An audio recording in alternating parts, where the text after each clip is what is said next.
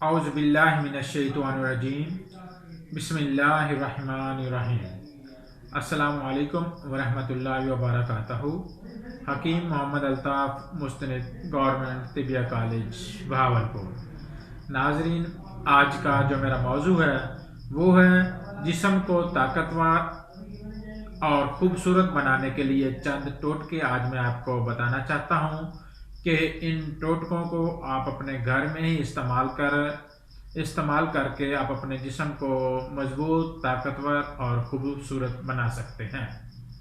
سب سے پہلا جو ٹوٹکا ہے وہ ہے کہ دودھ میں بادام، پستہ، الائچی، زعفران اور اس کے ساتھ ساتھ اس کو میٹھا کرنے کے لیے شکر ڈال کر خوب جوش دیں۔ اس کے بعد اس کو استعمال کریں، نوش فرمائیں۔ اس کے استعمال سے آپ کے جسم میں خوب طاقت آئے گی اور آپ کو محسوس بھی ہوگی۔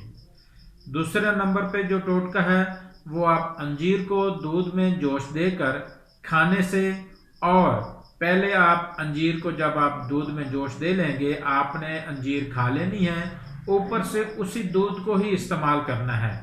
اس کے استعمال سے قوت بھی محسوس ہوتی ہے، اور اس کے ساتھ ساتھ اگر آپ کو جسم میں خون کی کمی کی شکایت ہے تو یہ خون کی کمی کو بھی پورا کرتا ہے۔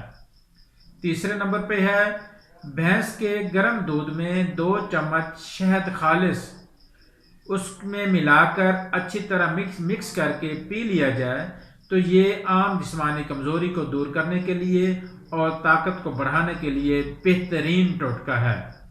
چوتھے نمبر پہ ہے اگر صبح کے وقت 7 عدد مغز بادام کھا کر اوپر سے گاجروں کا جوس 100 گرام لے اور اس کو آپ آدھا کلو دودھ میں جوش دے کر نوش فرما لیں، اس سے آپ کے دماغ کو تقویت ملتی ہے، جسم بھی خوبصورت بنتا ہے اور طاقتور بھی ہو جاتا ہے۔